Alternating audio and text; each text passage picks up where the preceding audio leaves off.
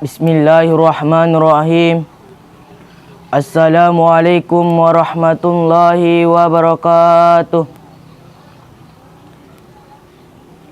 Alhamdulillahi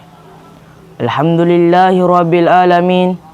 Wassalatu wassalamu ala asyrafil anbiya'il wal mursalin, nabiina wa habibina Muhammadin wa ala alihi wa sahbihi ajmain wa man tabi'ahum bi ihsani ila yaumiddin, amma ba'd.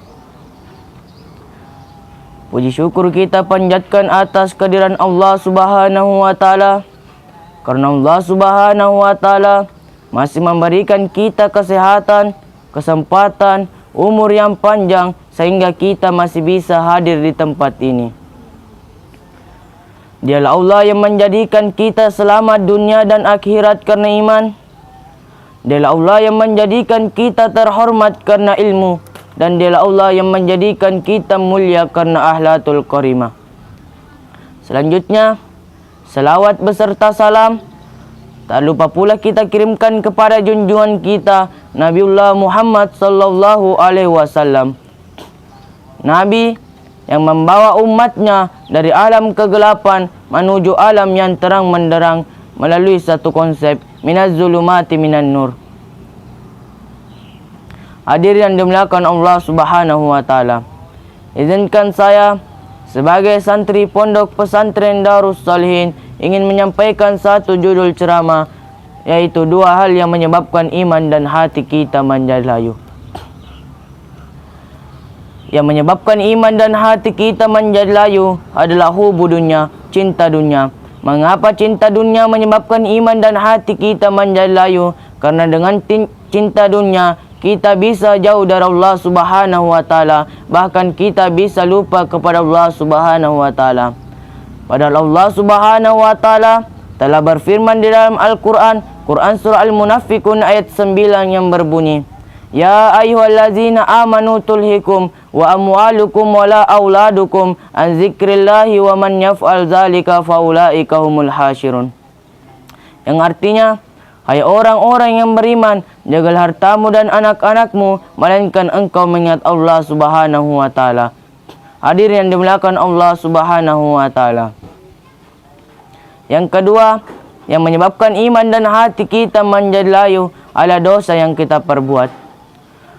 Rasulullah sallallahu alaihi wasallam dengan tegas menyebutkan di dalam hadisnya yang artinya, sesungguhnya jika seorang hamba melakukan dosa akan menempel titik hitam di hatinya.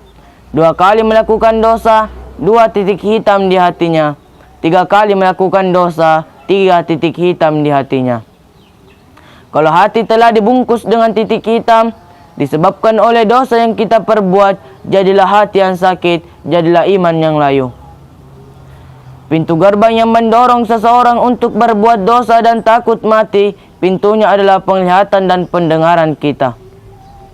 Ketika yang dia lihat, yang dia dengar, keburukan demi keburukan, lalu dia berikan ke dalam hatinya, berarti dia memberikan hatinya pemberian yang tidak baik terhadap hatinya.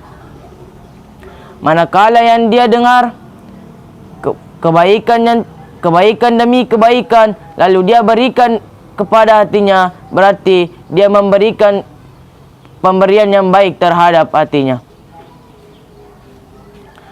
Allah Subhanahu wa taala menyebutkan di dalam hadisnya yang berbunyi, lahum qulubu la yafqahuna biha.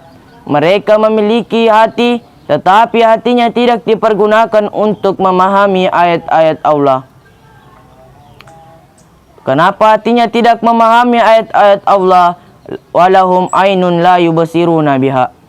Mereka memiliki mata, tetapi matanya tidak dipergunakan untuk melihat ayat-ayat Allah. Apalagi walahum azanun la yasma'una biha. Mereka memiliki telinga, tetapi telinganya tidak dipergunakan untuk mendengar ayat-ayat Allah. Mungkin sekian ceramah sempat sampaikan, bidang kurangnya mohon dimaafkan. Walaul hadi ila daris salihin. Assalamualaikum warahmatullahi wabarakatuh.